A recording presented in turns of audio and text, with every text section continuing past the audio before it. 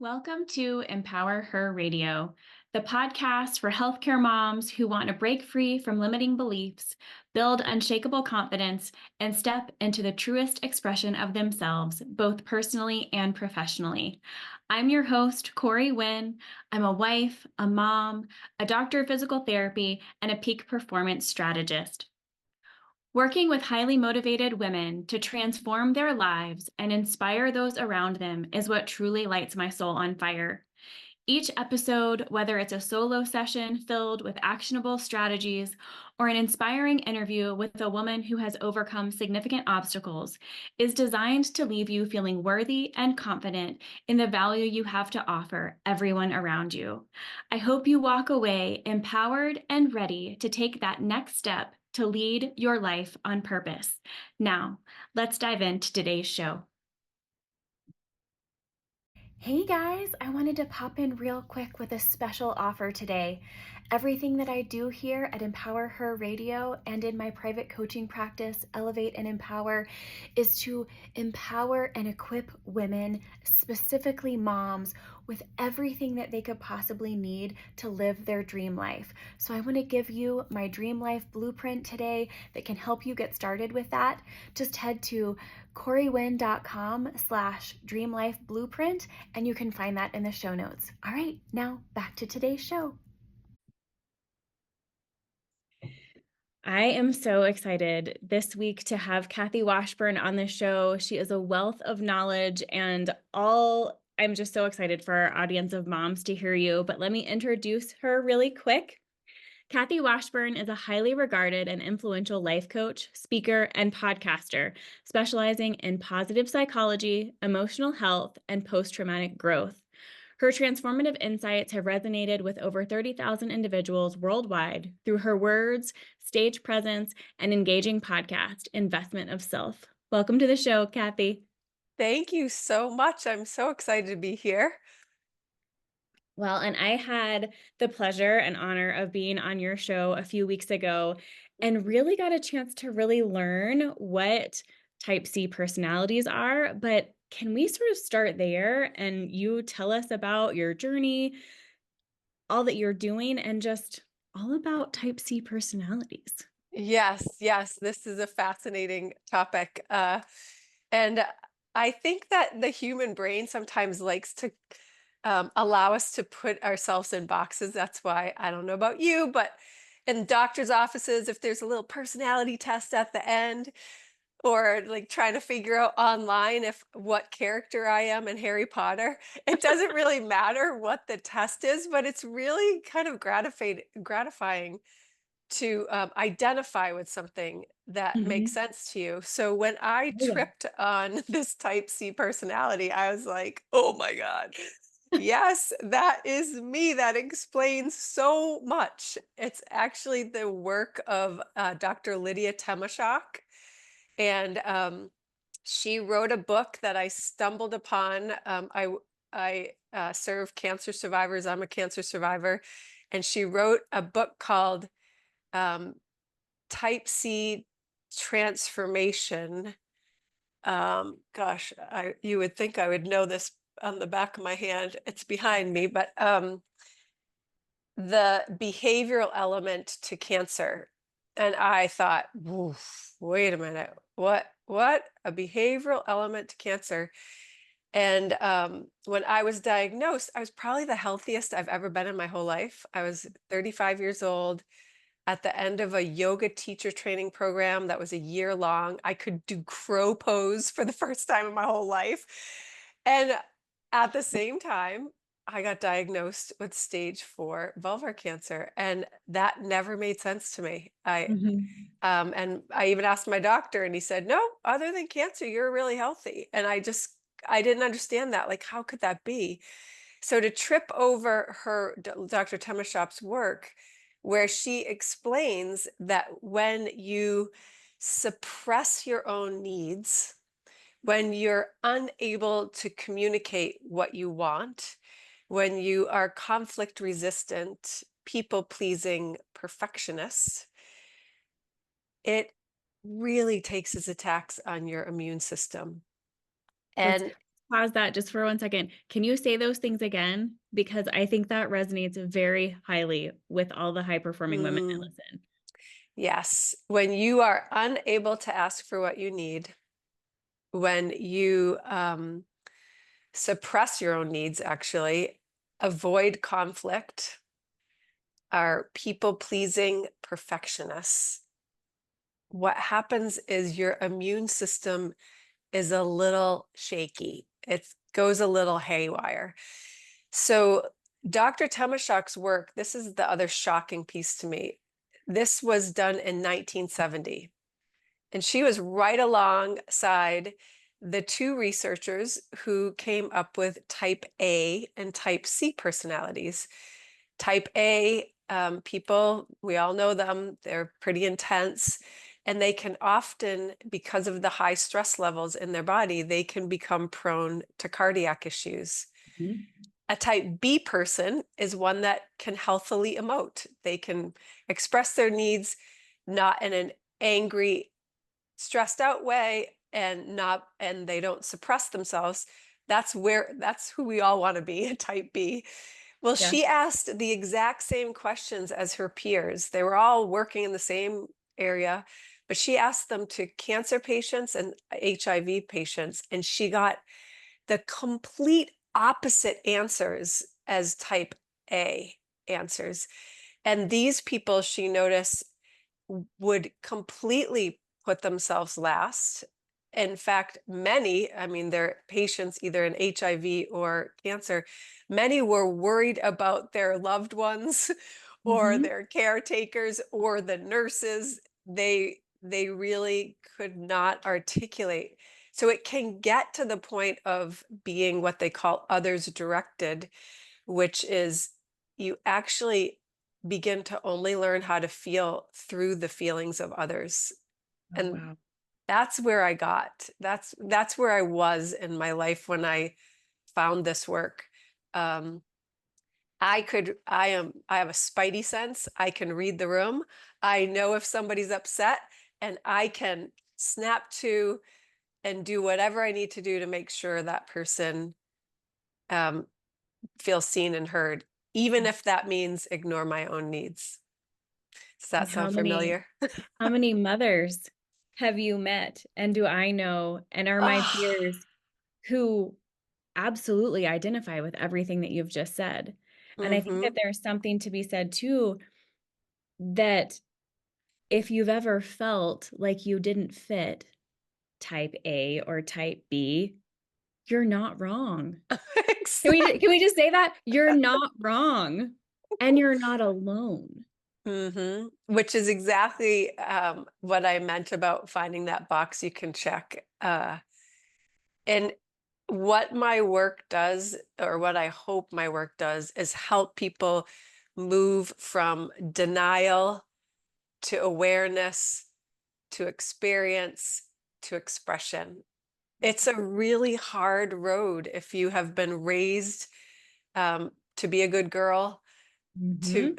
to be perfect, and to put yourself last. I'm sure many of your listeners grew up with the mom who sat closest to the kitchen at the kitchen table and never really finished eating her meal or enjoying it because she was up, down, up, down, up, down, catering to everybody else's needs. That's the type C. So we were kind of molded in a way. And at the same time, we were quote unquote given it all because we were, all the children of uh the kind of free women movement where we could get educated and we could have really high paying jobs and we could be a mom. And nobody actually explained how you could do all those things at the same time and be sane. Well, and I love what you said there too because it's also going back to what was modeled. And Mhm, I see that in my own daughter. It doesn't matter what you say and what you see or what you hear from the people around you. If you still see your mom giving and giving and giving and giving, that's mhm. what you expect you should do. when you're in that same place. Right. It's a really challenging moment, I think, because a lot of women, they can feel the friction. There's this inner friction like, oh, I'm not getting my needs met. Um, some people can call it bitterness. It can actually turn into resentment, which I Mhm. work with a lot of clients on. I Right. like to say whenever I even think of the word resentment, I think of the word cement, because once it gets to resentment, it's almost like an armor that we put on in the morning. Um, Mhm. and we're beginning to hear it more and more like it's not okay. You need to get your needs met. You need to ask for what you want. Mhm. So there's this friction that a lot of us walk in where we know that we want to speak up for ourselves and we're in that situation and you got two kids, you got to leave the office in 15 minutes to run home to get so and so in the car. Is it really worth having that conflict conversation right now, or could I just avoid it and hope that it just disappears? And there's just too many balls we're trying to keep up in the air, so that ball of conflict, and because we know what it feels like to just, oh, you know what, I'll deal with it later, and you can't stuff it. Have you worked with any women? I heard this recently actually from my aunt who is my uncle's caregiver. And as I'm listening to you, I'm hearing a lot of the personality traits that I see. And we're offering help and we're giving help. Do any of Mm, your clients have the idea that if they ask for help now, or if they allow you to help them now, that somehow it's using up their help tokens? mm. And Ooh, it's like it's like there's a fear with some of the women that I've worked with that if they start asking for that, it's going to be used up. So they need to wait to ask until they're desperate. mm, But mm. do you have anything to say about that? Have you had any experience with that? Yes, I think that was me. And even when I got diagnosed with cancer, uh, I thought like, oh, if there's going to be a time to use your help tokens, now's the time. And when it actually happened, I didn't want to use them. I didn't want everybody to focus on me. I didn't. I used the, oh, I'm fine. I'm fine. It's all good here. Everybody, look away. Go back to Uh-huh. work. Yeah. So you think that you're going to use them later, but when it all comes down to it, it all really boils down to a couple of things. One is when you have been raised to be a giver, and a lot of these women are in giving professions, as you know. Right. When you're raised to be a giver, one thing is you often attract people that don't know how to give. So when you're raised to be a giver, you're not raised with the skills to receive. Okay. And so you actually sometimes attract people that don't know how to give because not receiving feels familiar. Right. Okay. Okay. So our need to love or our need to receive love is in a way that is tied to us giving. Does that make sense? Mhm. Mhm. So we think, okay, if we just give, then I will receive love. But at some point, the equation just gets lost because there's no energetic reciprocal. So the other person's like, ah, you don't need anything. I won't give you anything. Or, there's other things that happen, but really it's that ability to receive. And I don't mean like receive big tokens of help or assistance. I mean just saying thank you when somebody says, "Oh, what a beautiful shirt you have on," or that makes your eyes look really blue. My old response was like, "Oh, this old thing, like, got it." Uh-huh.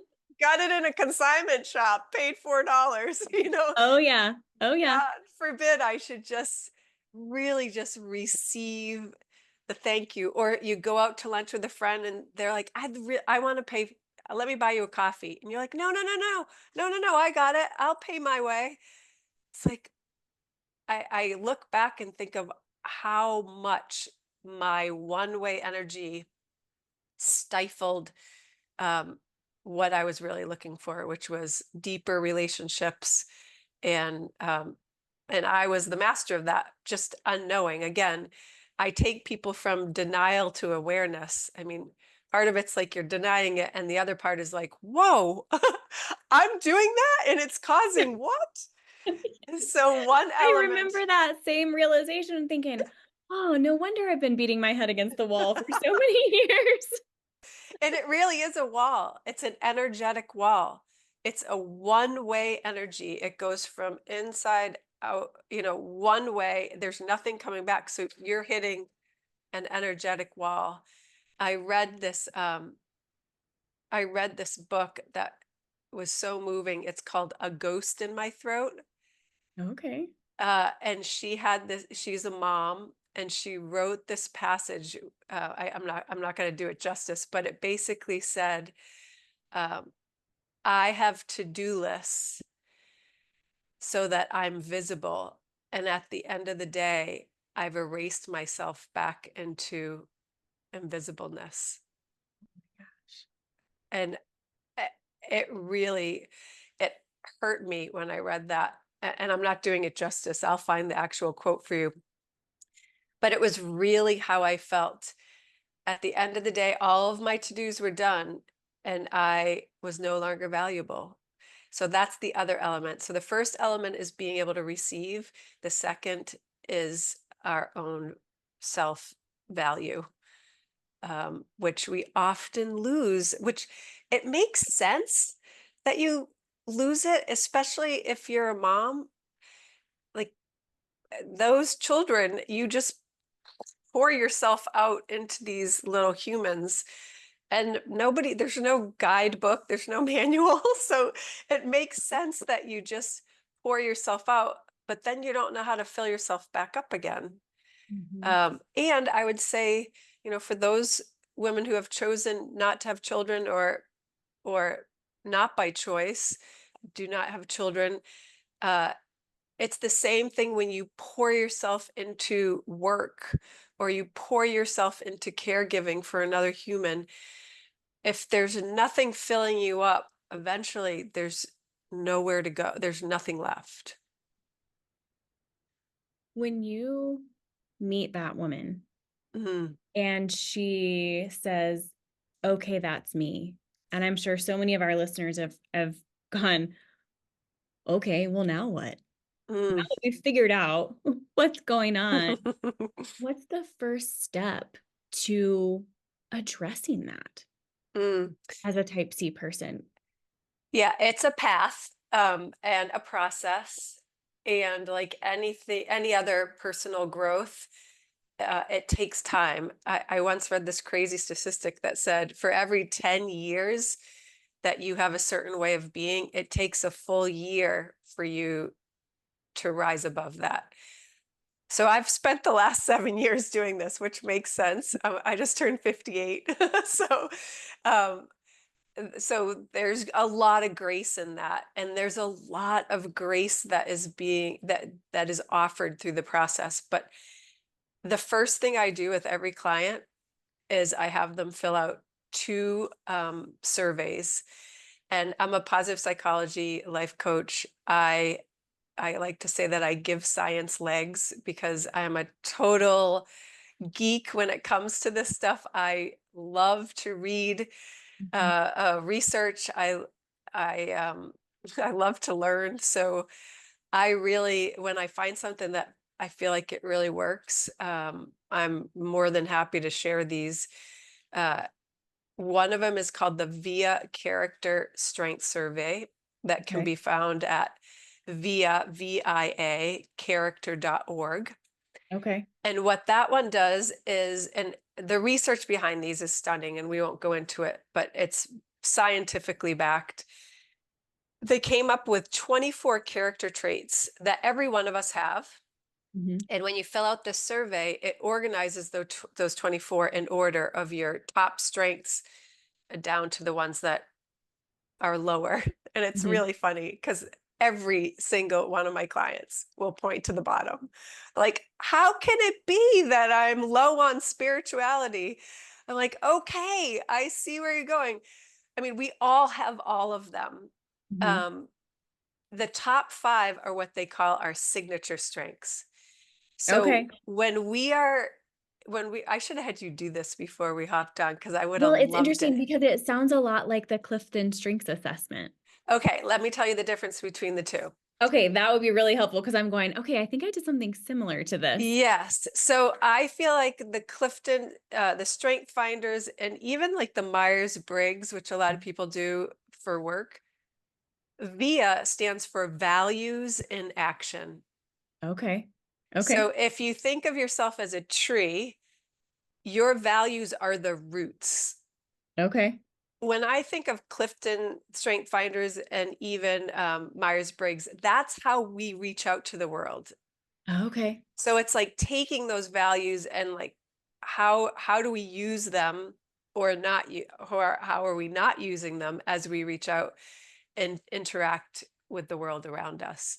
Okay. So that the values in action, I find them so powerful, and I work with clients all the time, and it's really helping them understand who they are at their best. Oh, Because I love that. often this lack of self-worth is because they've, and these are quotes from many of my clients, they've lost themselves. That's what I hear so often from my clients. Or there's this all of a sudden aha moment Hmm. during our sessions of how far they've lost themselves. Because Hmm. so often, do your clients feel the same way? They don't even know. It's not even something that they've realized. Right. And if they've lived that way for a long time, this others directed identity Hmm. is something that has been constructed not on purpose, often kind of without the awareness that you're actually living through people and you forget how to feel. When I first got divorced and I decided I'm going to start investing in myself, and I applied to this sexual empowerment. The fact that this was my first foray into the world just still makes me laugh. But I applied for this year-long program um, with Amy Jo Goddard, and she interviewed me on the phone. I still remember where I was sitting when I was talking to her, and she said, "So tell me, what is it that you desire?" And I just sat there. I I had nothing, Hmm. and I could feel the tears start dripping down my face, and she started to define desire for me, and I'm gonna cry just thinking about this. I got really, sassy. I was like, "I know what the word means. You don't need to tell me the definition." I just don't have any Because nobody has asked. because I hear that all nobody the time. asked me. That's so I ask, what do you want? And Mm, how often do your clients also say, well, my kids need this and my spouse needs this, or I need to do this at work? And you're like, no, but what do you want? Same, crickets. yeah. There's no realization that that part has been gone. Mhm. And it can be found again. Mhm. And this is why I always start with the strength, with the Via character, because it really does help people align with who they are. Every single time they're like, yeah, that's definitely me. Mhm. That's totally me. And it's this, um, it's this invitation to take the top five strengths, stick them on your mirror, and focus on one throughout the day, because the top five just innately are true. And when you start focusing from that place, it's actually your authenticity. That's you at your best. And when you do that, you're less attached to the outcome. You're not acting in a way that you think somebody else wants you to act, or that you think somebody's expectations of you are. And it's not that you don't care. Although one of my favorite quotes from a very good friend of mine is, "What other people think of you is none of your business, Kathy." So it's really not that you don't care. It's that it really doesn't matter. What really matters is that you're acting from a place that feels true to you. So your values. So the strengths is probably the first and most powerful shift that people make. It's like, wow, actually, I'm not so bad. Uh-huh. And the second one I have them fill out is called it's positive intelligence, which is Shazad Shermain's work. And I'm one of his coaches. And he has an online saboteur test. Okay. So you can, and I think there's 12 of them. And again, we all have little pieces of all of them. And um, but there's ones that rise to the top.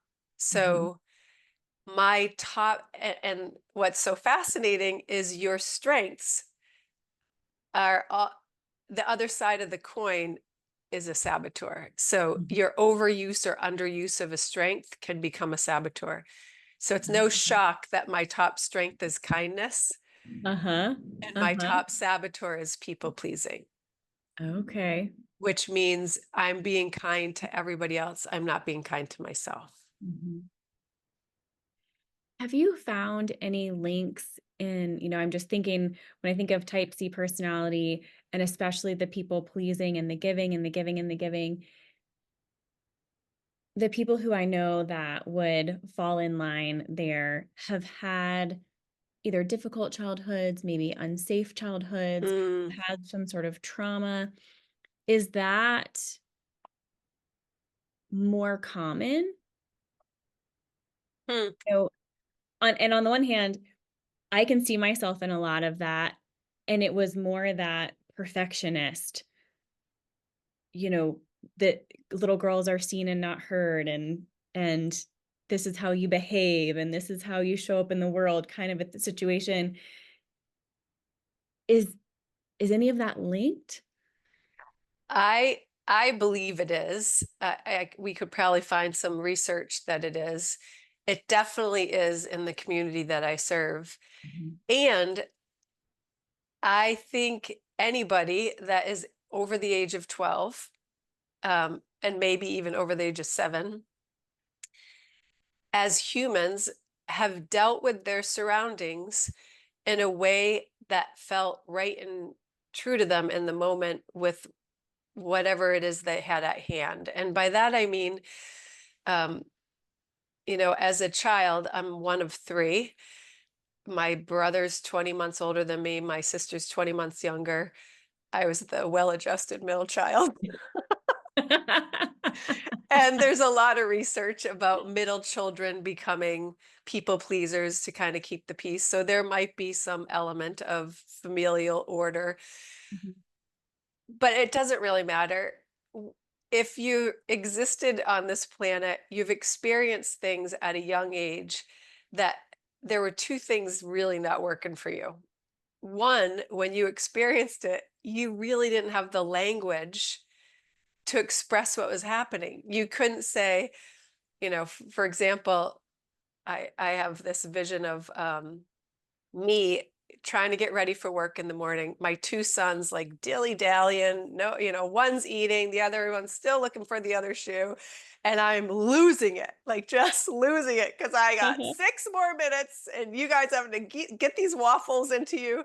Uh-huh. And so I lose it and I start screaming. And there's my two sons experiencing the exact same thing.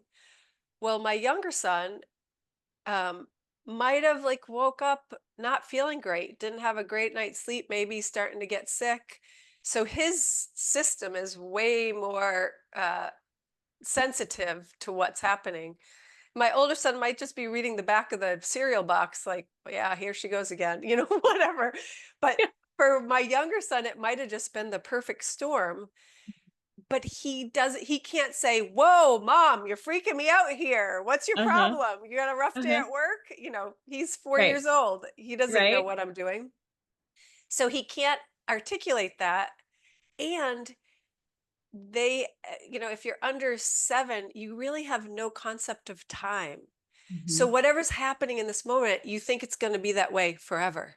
Like, Uh-huh. oh my goodness, my mom hates me Uh-huh. and she's going to hate me forever. So there's something inside of us that says, okay, don't ever do that again. We never want to experience that again. So instead, I'm going to, make myself really small and disappear. Or I'm going to avoid conflict altogether. Or I'm going to go into total people pleasing. Let me help you, mom. Let me do this. It's all these things are learned when we're young to actually have kept us safe in that moment. Right. So a lot of what I do, especially at the very beginning, is helping people understand how they became, how they were loved into being. And most people were loved into being in a way that those people only knew how to do. Right. Mhm. So I would say I have this conversation with my friend all the time. She's a therapist, a trauma therapist in Vancouver, and she talks about her clients experiencing big T trauma. And Uh-huh. I always say, I'm sorry, if you're alive on this earth, everybody's experienced trauma. It's really in the eye of the beholder. And yes, the situations that she deals with where people have experienced loved ones who have committed suicide or been involved in shooting, or that is very, very traumatic. Mhm. And two people on the street witnessing the same thing may or may not experience it in the same way. So I don't think we need to belittle anybody, whatever it is that people are feeling and how they grew up is valid for them. It's just understanding it so that you can then realize, oh, so this is how it's influencing how I'm being in this moment. And only then can you choose to become something different. It's interesting that you talk about big T trauma and kind of little T trauma. When my daughter was, I think she was a baby, and there's quite a number of years between her and her half brother and sister. And I mean, we'll say she got a splinter or something. I mean, but she was just wailing. And I thought, my stepson was sitting there and I thought, my gracious, you would think that her leg was cut off.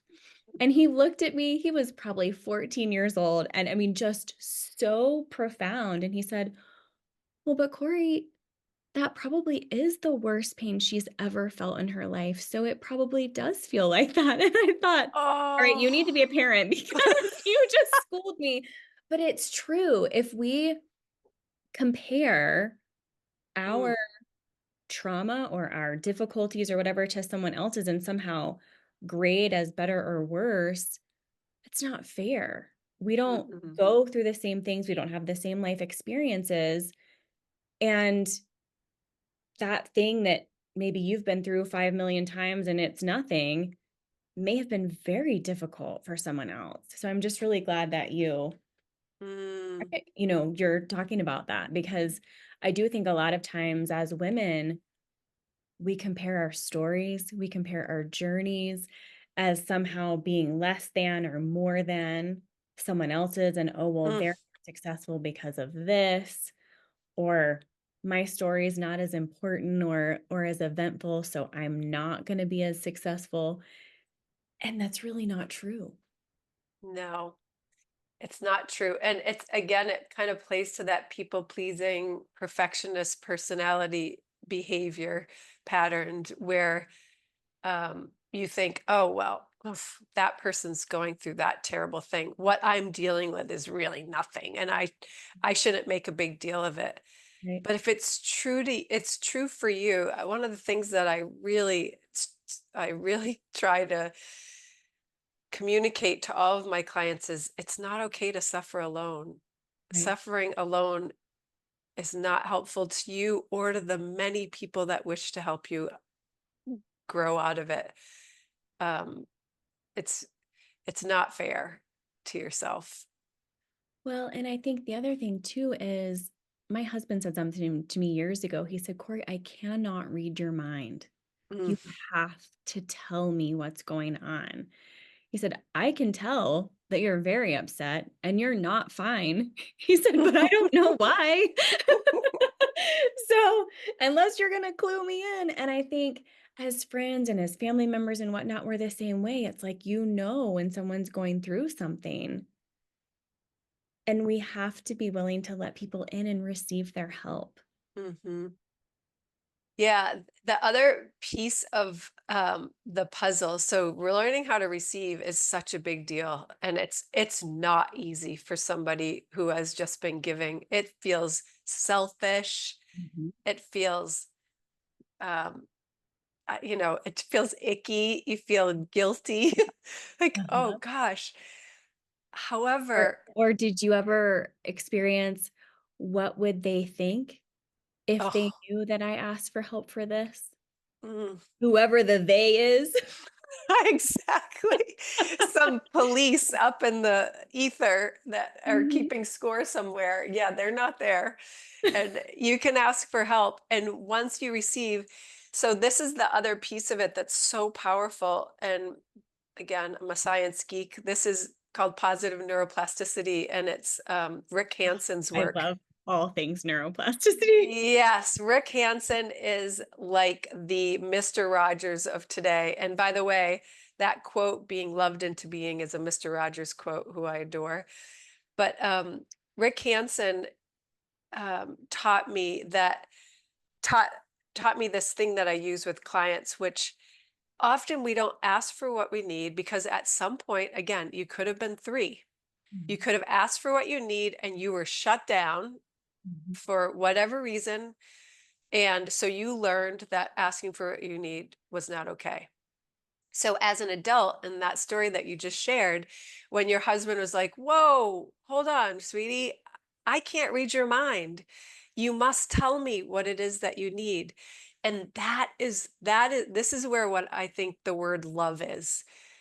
The love that is available there is for him to see you in that vulnerable space of, "Oof, I can't ask for what I need," invite you to ask for what you need. You then, in a safe space, can say, I need X. And in that moment, now the world is, everything we do is through negotiation. So he has the um, ability to say no, but let's just say in this case, he not only fulfills the need, but really makes you feel like, wow, I really, I really got what I needed in that moment and even afterwards. But if you were a client of mine, I'd say you'd come to me and give me the celebration, and I'd say, okay, let's really let that sink in. I call it sense drench. So we're going to sense drench that from head to toe. I want you to imagine yourself when he said to you, hey, sweetie, I can't read your mind. Tell me what you need. And I want you to feel what it feels like to be heard. What were what was the expression on his face? What was the sun coming in? Could you feel it on, just go through the whole body. And then if clients are up to it, I invite them to pull up a time that they remember in the past where they didn't get what they needed. And mhm, maybe it wasn't a safe place or a safe person. And just to caveat this linking part is not required. And if it gets really strong, the idea is not to re-traumatize yourself, but right. keep it in the background, like keep it over your right shoulder. If it starts to creep up and get bigger than your good feeling, then just drop it and go back into how delicious it feels to be seen and heard. But if you can bring the moment up, a younger version of yourself that didn't receive what she needed, and then start to like just create this river of all of this good feeling, and the river's going back towards this younger version of yourself. This is only like 20, 30 seconds. Mhm. And you see that younger version filling up with this feeling of being seen and heard. And then you take these magic clippers and you cut the river and you just watch her float away and you come back into this moment. And in the next hour, every 15 minutes, just remember how good it feels to be seen and heard. Because what's happening is that old memory is trying to go back into your memory files. Mhm. And this hour is called the hour of consolidation. Okay. So the more you bring up the new memory, laying that neuroplasticity down, the less able that old memory is to get back into the file drawer exactly as you had remembered it previously. And I just happened to be going through this whole Rick Hansen work the year after my divorce, which was a terrible, awful divorce. And I did this so many times that I forgot what my ex-husband looked like. Like I couldn't pull his image up perfectly in my head because I had done these over and over and over so many times with this new experience of what it feels like to be on my own side. And so my memory was like, wait, hold on, what's he look like again?